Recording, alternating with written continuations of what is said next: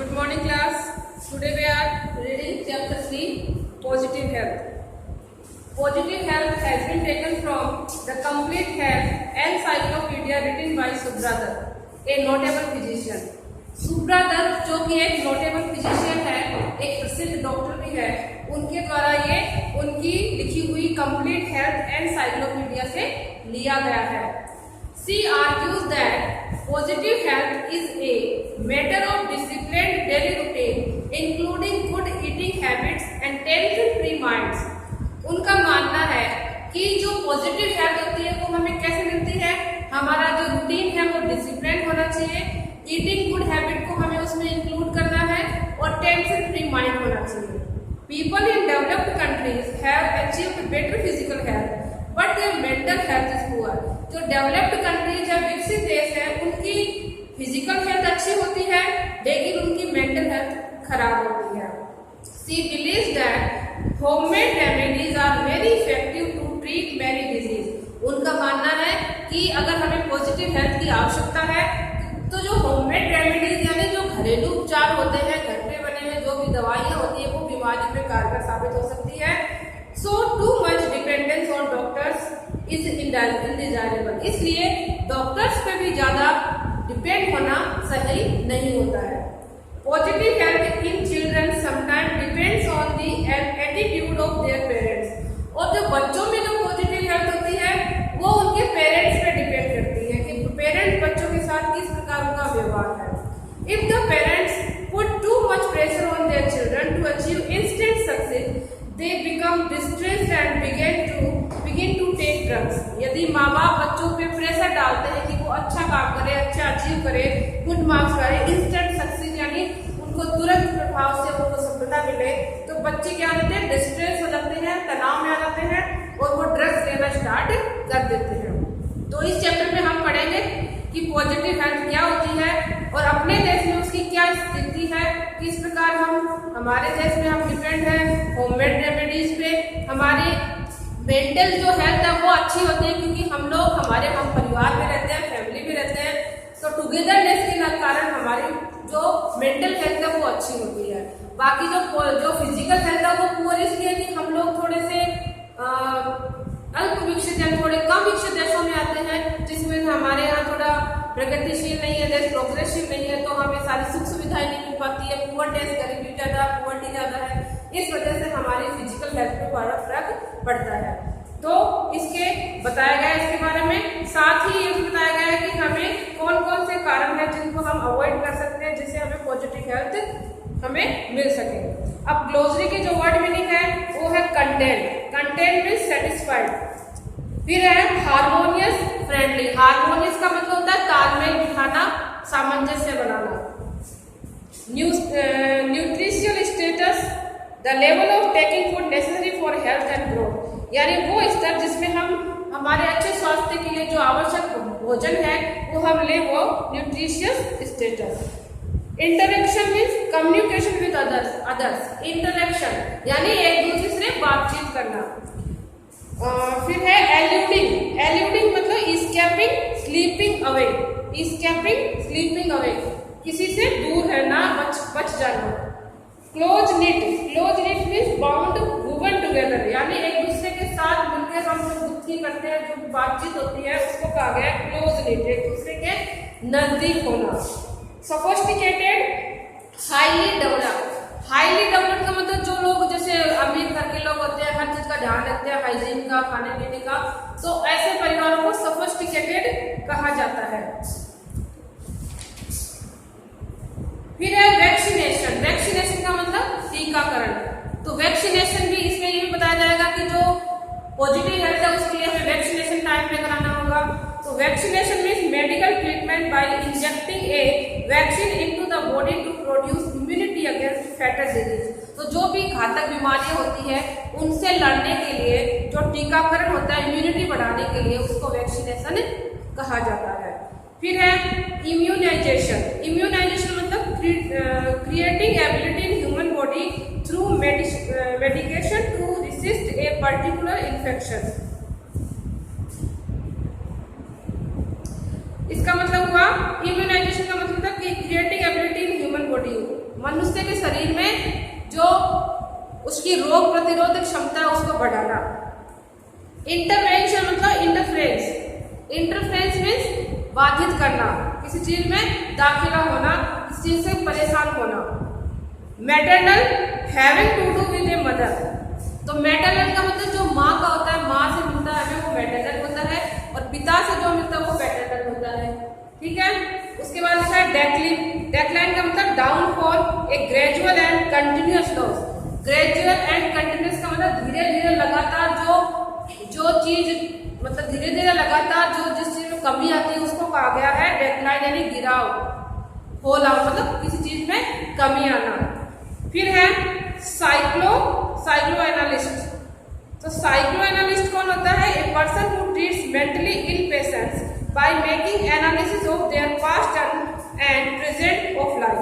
तो जो साइकोलॉजिस्ट होता है वो एक ऐसा व्यक्ति होता है जो किसी की मेंटल हेल्थ को, मेंटल उसकी जो मानसिक प्रॉब्लम होती है उसको दूर करता है। हिस्ट्री,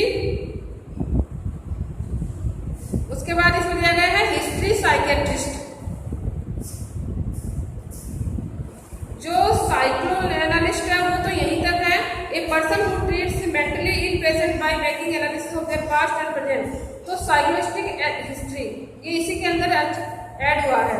उसके बाद है साइकेट्रिस्ट। साइकेट्रिस्ट का मतलब a doctor who studies and treats mental illness. तो साइकेट्रिस्ट का मतलब जो व्यक्ति किसी की मानसिक बीमारी का इलाज करता है उसको साइकेट्रिस्ट कहते हैं। कंपेशन मतलब पिटी। कंपेशन का मतलब एक तो होता है किसी पे हम छूट देते हैं, किसी चीज का हमें उसको दया, यानी उसको हम कोई भी चीज है उसमें छूट देना, कंपेशन। यानी यहाँ पे कंपेशन का मतलब है पिटी, दया। Companions series of planned activities intended to achieve a goal.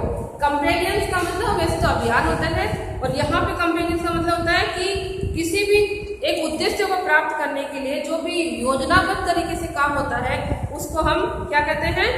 Companions कहते हैं, कैंपेन्स कहते हैं। फिर है instinct. Instinct an inborn tendency to behave in a particular way. Instinct का मतलब जन्मजात, यानी जो चीजें हमें हमारे अंदर स्वाभाविक रूप से कोई चीज की प्रवृत्ति होती है उसको हम इंस्टिंक्ट कहते हैं। Obesity, fatness. ओबेसिटी का मतलब अत्यधिक खाना खाना, जो वसायुक्त चीजें खाते हैं तो उसको ओबेसिटी कहा गया है। फैटनेस। कार्निवोरस, ये भी पता ही होगा आपको, मीट ईटिंग नॉन वेजिटेरियन। तो जो जानवर या जो भी हम लोग, कार्निवोरस का मतलब जो मांसाहारी होते हैं। उसके बाद आता है डायरिया, एक बीमारी है, ये भी आपको पता ही है। A stomach disorder caused by infection in bowels and intestine. तो जो हमारे छोटे आंत में जो प्रॉब्लम होती है उसको प्रॉब्लम हो जाती है खाने पीने से, स्टमक डिसऑर्डर यानी पेट की जो नियमितता खत्म हो जाती है उसके कारण बीमारी होती है, उसको डायरिया कहा गया है। फिर है स्टिमुलेट। स्टिमुलेट का मतलब cause a reaction in an organ. तो किसी भी ऑर्गन का मतलब हमारे शरीर के जो अंग होते हैं उसमें जो प्रतिक्रिया का जो कारण होता है उसको स्टिमुलेट कहा गया है। Frustration feeling of dissatisfaction and despair. Frustration का मतलब निराशा। तो जब हमारे अंदर निराशा की भावना आती है, कुछ मतलब असंतुष्टि की भावना आती है, उसको फ्रस्ट्रेशन कहा जाता है। उसके बाद है कन्वेंशनल। कन्वेंशनल का मतलब ट्रेडिशनल, जो पारंपरिक बातें होती है, परंपरागत बातें होती हैं। और बाद में लास्ट में है एडोलेसेंट। एडोलेसेंट यानी pertaining to a young person who is developing from a child into an adult. तो जो व्यक्ति young person who is developing from a child into an adult, जब कोई बच्चा होता है एक बच्चे से एक बड़े पे परिवर्तित होता है उसको एडोलेसेंट कहा गया है। अब देखो इस चैप्टर में आपको मेन चीजें मैंने बता दी है, अबाउट द टेक्स्ट बता दिया, वर्ड मीनिंग बता दिए है। अब इसके अंदर जो क्वेश्चन आंसर है वो सारे आप बता रहे कौन कौन से आपको जरूरी है करने। Question number first, how do you mean by health? What do you mean by health? कि हेल्थ से आपकी क्या परिभाषा लिखनी है, इसमें हेल्थ की परिभाषा लिखनी है। तो फर्स्ट पैराग्राफ रीड करेंगे उसमें मिलेगा आपको how can we remain mentally well. Mentally well का मतलब हम अपने आप को मानसिक रूप से किस प्रकार ठीक कर सकते हैं।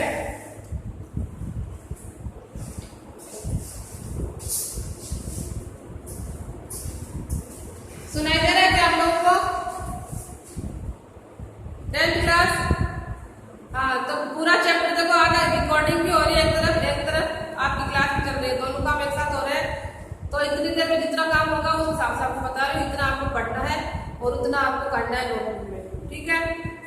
Number 3, what is the quality of environmental condition in developed countries. तो ये जब आपको बताऊंगी अभी कौन से पैराग्राफ मिलेंगे कि पर्यावरण की क्या परिस्थिति होनी चाहिए डेवलप्ड कंट्रीज में, जो विकसित प्रदेश है वहाँ के पर्यावरण की क्या क्वालिटी है। जैसे क्वालिटी का मतलब क्या गुणवत्ता है, तो आप पर्यावरण में देखो वहाँ के लोग साफ सुथरे रहते हैं, अपने मतलब पूरे चारों तरफ सफाई रहती है। इलिटरेट मतलब लिटर जो होता है ना कचरा, वो कहीं भी नहीं होता, हर चीज का वहाँ पे बैन होता है। तो वही चीजें हैं, इसका पैराग्राफ आप जब चैप्टर पढ़ोगे तो उसमें मिलेगा आपको। उसके बाद पूछा है what is the advantage of environmental condition in developed countries. अब पहले वाले में कुछ क्वालिटी बतानी है कि डेवलप्ड कंट्रीज में क्वालिटी क्या है, वहाँ के पर्यावरण की क्या गुणवत्ता है, और सेकेंड में पूछा है एडवांटेज। दोनों क्वेश्चन सेम लग रहे हैं, एक दूसरे के मतलब ऐसे लग रहे हैं कि एक जैसे हैं, बट डिफरेंस क्या है, क्वालिटी ऑफ एनवायरमेंटल और एडवांटेज ऑफ एनवायरमेंटल, ये दोनों चीजें एक जैसी लगती है। क्वालिटी ऑफ एनवायरमेंटल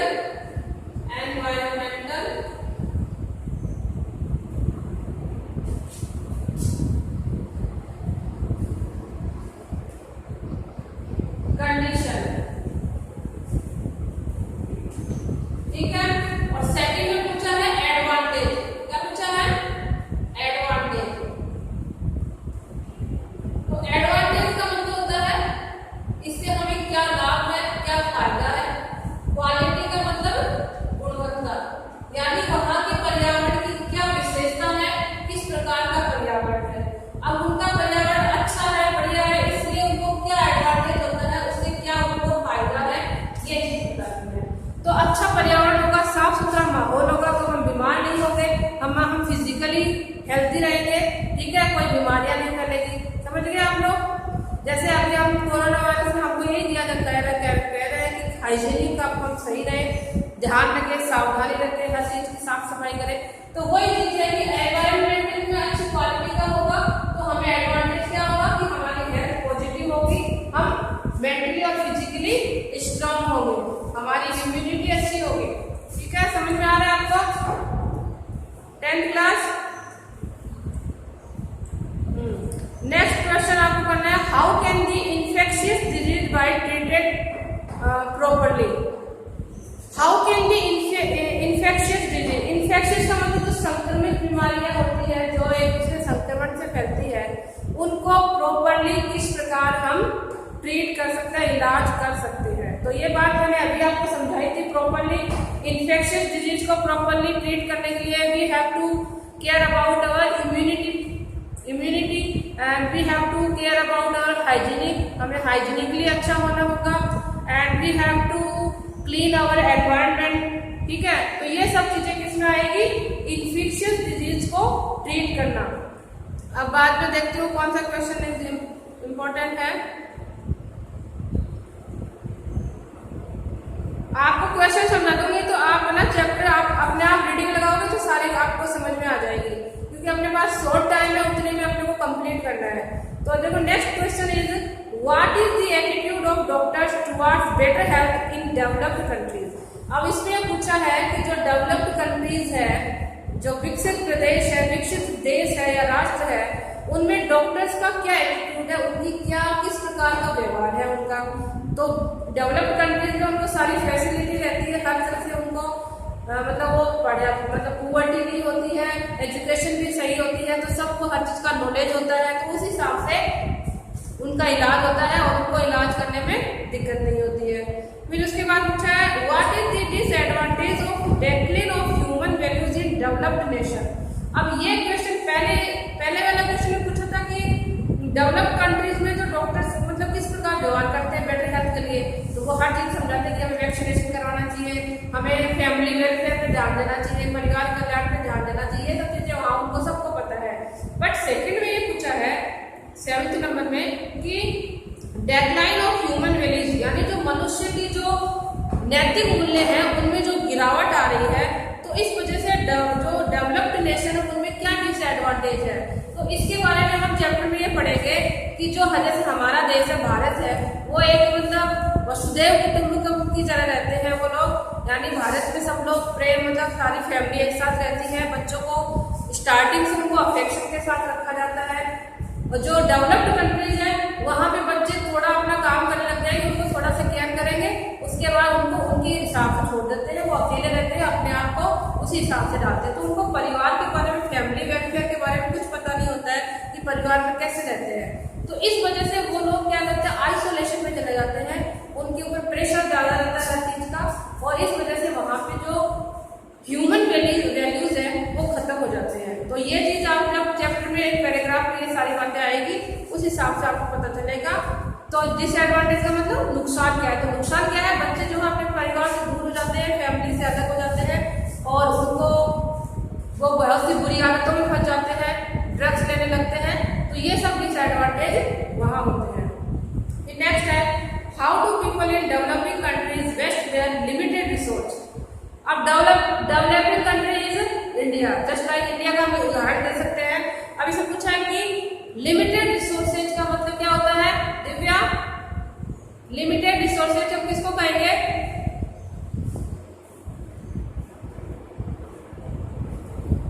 क्या आपको सुनाई दे रहा है?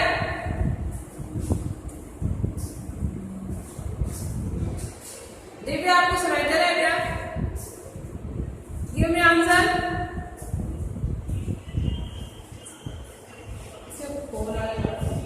लिमिटेड रिसोर्सेज, तो लिमिटेड रिसोर्सेज का मतलब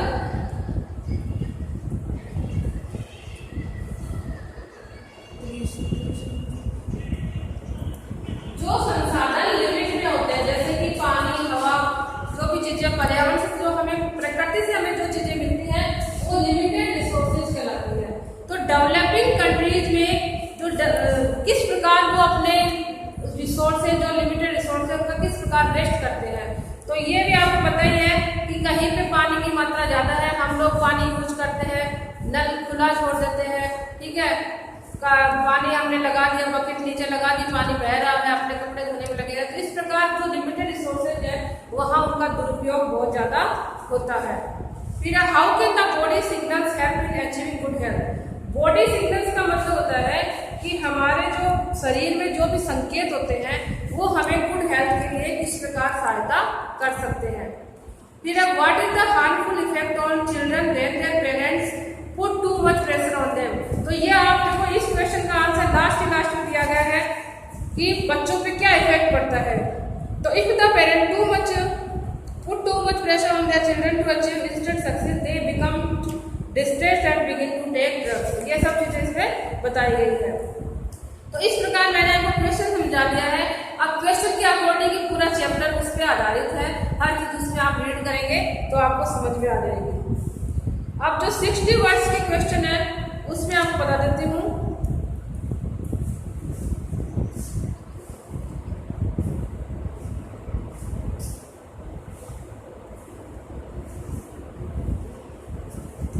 इसमें आपको क्वेश्चन नंबर 2 है, what problems are faced by people in developing countries in achieving positive health. कि जो डेवलपिंग कंट्रीज है, यानी विकसित प्रदेश है, विकसित राष्ट्र है, उनमें विकसित प्रदेश है, विकसित राष्ट्र है, उनमें पॉजिटिव हेल्थ को किस प्रकार अचीव किया जाता है। कौन कौन सी प्रॉब्लम्स है, what problems are faced by people in developing countries in achieving positive health. कि जो डेवलपिंग नेशंस है, हमारे जैसे भारत जैसे विकसित विकासशील देश है, उनमें पॉजिटिव हेल्थ को हासिल करने के लिए क्या क्या प्रॉब्लम उनको फेस करनी पड़ सकती है।